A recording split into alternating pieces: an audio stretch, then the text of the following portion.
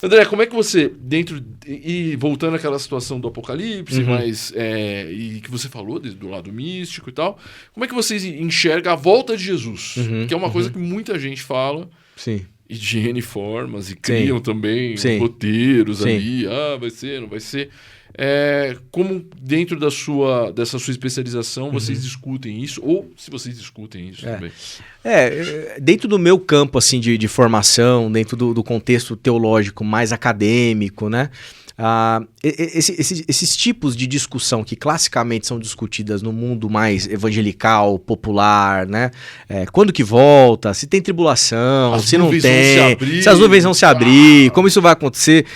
E isso não é tão priorizado, confesso para você, não tem uma priorização de reflexão sobre esse tipo de assunto, porque são discussões um tanto metafísicas, ou seja, elas estão muito para além daquilo que a gente tem condição de discernir e de entender, então não há uma prioridade, isso não é uma preocupação tão grande, né, em relação a esse como. E o que tem, na verdade, assim, né, assim, do ponto de vista bíblico, né, teológico, eu acho que é razoável a gente entender que existe uma expectativa para uma manifestação plena desse reino que envolve a manifestação do próprio Filho, né? O verbo que encarnou, que viveu, que morreu, que ressuscitou, foi assunto ao céu e que voltará, né? Existe essa expectativa. Quando que isso vai acontecer? O próprio Filho, ele diz assim, isso não foi revelado a mim. Perfeito? Eu não sei, né? O único que sabe é o Pai, e eu não sei. Então, assim, se o Filho não sabe, perceba, quem vai saber? E ao longo da história da igreja, todas as gerações acharam que ia ser na volta delas. Vai ser agora. Que a volta ia acontecer na vez delas, né? Então fica essa expectativa. Então eu acho que assim, é aquilo, né? Vem como ladrão à noite, esse tipo de linguagem bíblica acontece, né? Ninguém sabe o dia nem a hora. Às vezes eu tinha preguiça de ir no culto da manhã e falava assim, mas Jesus pode voltar de manhã e você tá dormindo. Isso. Aí eu falava, cara... E aí, o que é mais triste? Aí isso tudo, essa expectativa... Porque essa expectativa, por que o texto fala disso? Ele fala para mover você emocionalmente. Quando você lê o texto bíblico, você tem que ser afetado por aquela leitura. E qual que é o tipo de afeto que você tem que ser produzido na tua alma na medida em que você lê esse tipo de coisa? Ora, a gente precisa exercer a nossa fé. Vivenciar essa ética do reino, experimentar o reino de Deus aqui com o maior grau de intensidade possível, desfrutar dessa liberdade em Cristo, desfrutar das coisas boas que a gente tem em Cristo Jesus, aqui e agora, porque na medida em que eu vou me tornando, né, parecido com Jesus, me tornando o ser humano que Deus gostaria que eu fosse, nessa peregrinação de fé, nessa jornada de fé, eu tô atento. Eu estou preparado, né?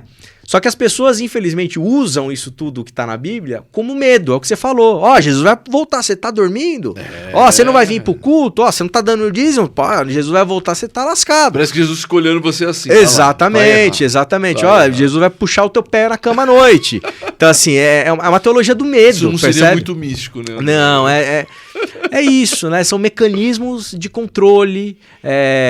Enfim, eu acho que isso é resultado, talvez, de má índole de alguém, de problemas técnicos, no sentido de ler a Bíblia. Total. Ingenuidade, isso vai sendo passado, né? De pai para filho, de vó para pai, de pai para filho e assim por diante, de geração para geração.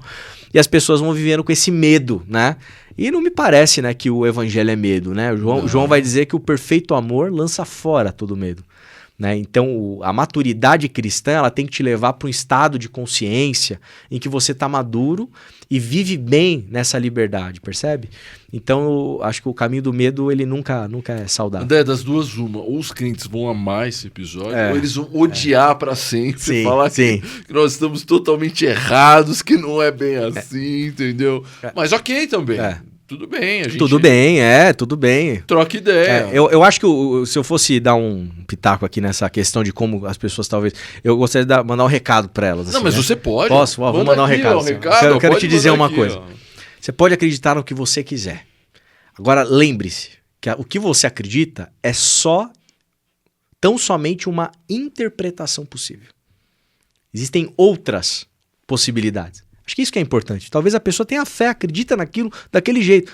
Tá jóia. Agora, o problema era querer colocar goela abaixo aquilo que ela acredita pra todo mundo. Sim. Não, tem outras pessoas que fazem outros tipos de leitura e tá tudo bem. Eu acho que se a gente conseguir entender, né, que essas coisas são interpretações, eu acho que essas que eu tô dando aqui são mais cabíveis, são mais adequadas, tecnicamente mais razoáveis, mais alinhadas com aquilo que está no próprio texto, né? Tem outras pessoas que acham que outras interpretações são... Agora tem que todo mundo entender que são interpretações. Ninguém tá impondo nada. Exatamente. Eu acho que esse que é o ponto, sabe, Johnny? Porque quando isso não acontece... Aí a pessoa... Aí eu acho que daí é coisa de picareta. Você já